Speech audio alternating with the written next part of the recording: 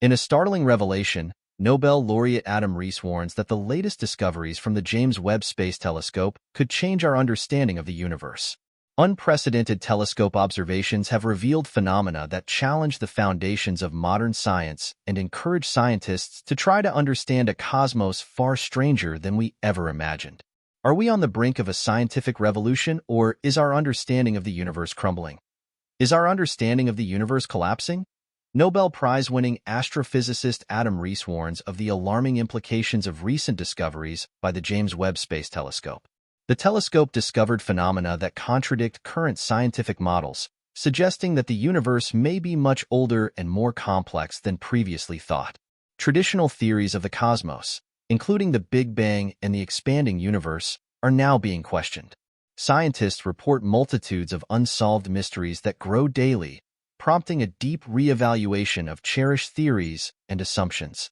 With the concept of an isotropic universe on the brink of collapse and the role of dark energy under intense scrutiny, we may be facing a complete overhaul of the cosmological standard model. Nothing has been the same since the launch of the James Webb Space Telescope. The universe is probably much older than previously thought. Galaxies formed much faster and in very different ways than any of our predictions, and the cosmos may not be expanding anytime soon. What happens now that dark matter is probably still a bug and James Webb is already providing the next picture of unexplained phenomena in space? Adam Rees, one of the leading experts in the study of the expanding universe, has long suspected that the scientific community is headed for disaster. His contribution to the discovery of the accelerated expansion of the universe revolutionized our view of the expansion of space and was one of the cornerstones of Hubble's excitement. Rees welcomes the telescope's latest discoveries because he knows from decades of dedicated work that our cosmology is flawed. He was involved in space exploration for the first time and used supernovae as ordinary candles. In this context, ordinary candles are something like the cosmic scales that scientists use to measure the movements and distances of the universe. Using the supernova as a benchmark yielded surprisingly accurate measurements, but one problem remained. Rees and his team found that the expansion of the universe is increasing spatially rather than uniformly. Another phenomenon appeared in their work, because the Rees measurement results differed significantly from the redshift method measurement results, which in fact should not be the case. Today, we know these differences in measurement results as the Hubble tension. Rees's work was so phenomenal that he received the Nobel Prize in Physics in 2011 with colleagues Saul Perlmutter and Brian P. Schmidt for discovering the accelerated expansion of the universe. Rees and Schmidt are part of the High-Z supernova search team, which investigates techniques for measuring distances in the universe. On the other hand, Perlmutter came to the same conclusions around the same time as part of the Supernova Cosmology Project. They discovered Type I supernovae, extremely bright exploding stars that are reliable indicators of the distances of the universe. These observations provided surprising evidence that the rate of expansion of the universe is increasing rather than decreasing due to the gravitational influence of matter in the universe, as previously thought. The greatest crisis in modern science has been slowly building, and now the bomb has exploded. Instead of answers, astronomers and cosmologists are constantly presented with new puzzles and surprises. Now the concept of an isotropic universe is also on the verge of collapse, and with it one of the cornerstones of our cosmology. Isotropy assumes that the universe looks the same in all directions, no matter where you look at it. This assumption is an important part of the cosmological principle that the universe is homogeneous and isotropic when viewed on a large enough scale.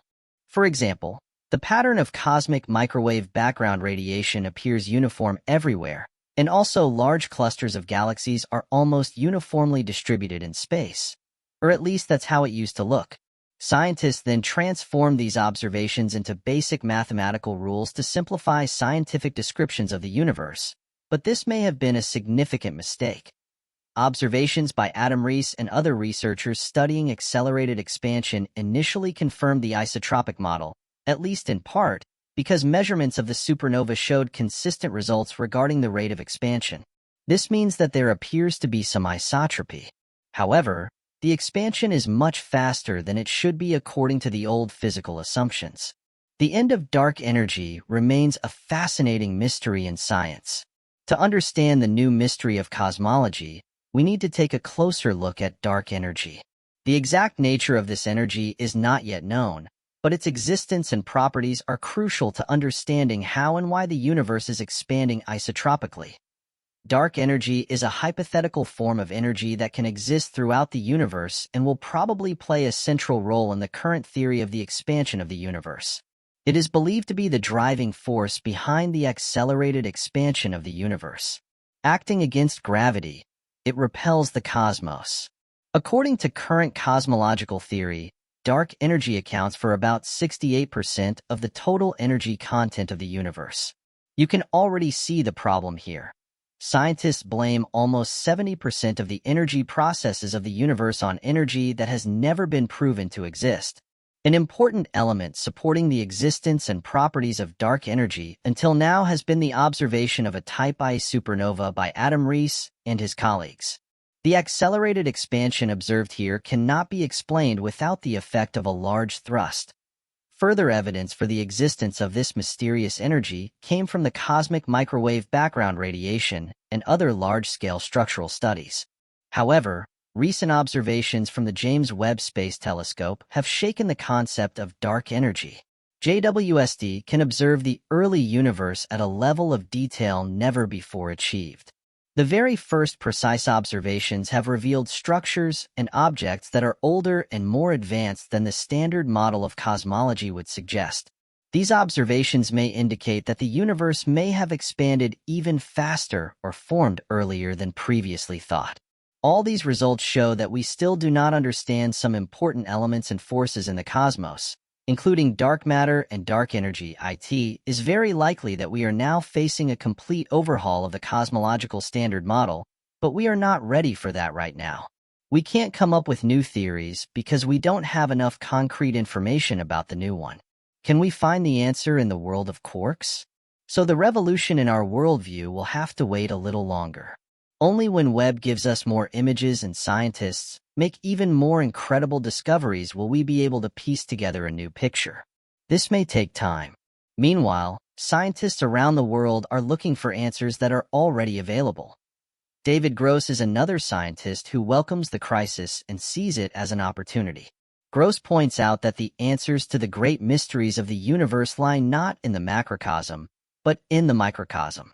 A well-known theoretical physicist, he is an expert in strong interaction theory and string theory. He is also a Nobel Laureate and was awarded in 2004 for the discovery of asymptotic freedom in the theory of strong interaction. The discovery was important for understanding the behavior of quarks, the basic building blocks of protons and neutrons. These particles are the main players in the standard model of particle physics and underlie everything we see and measure in space. Consequently, the basic structures and principles of the macrocosm must also have counterparts in the subatomic dimensions. Concepts that Gross helped develop included events immediately after the Big Bang. For hundreds of thousands of years, there was only a very hot primordial soup where particles flew freely through space without forming bonds. Before the Big Bang, there was probably just some kind of quantum oscillation where all forms canceled each other out so that from a physical point of view they were zero. With the Big Bang, this quantum oscillation was interrupted, and particles full of charges and forces flew out into otherwise empty space. These particles later became stars, galaxies, planets, and life forms like us humans. Is Gross right when he says that these particles are the answer to all questions? Probably yes, but how can we study the behavior of particles in space 13.8 billion years ago? Scientists use, among other things, the cosmic microwave background, CMB. It is considered a fairly accurate reflection of what happened right after the Big Bang, and probably hasn't changed much since then. However, quantum physicists and classical physicists do not completely agree on how to interpret this trace of the early universe.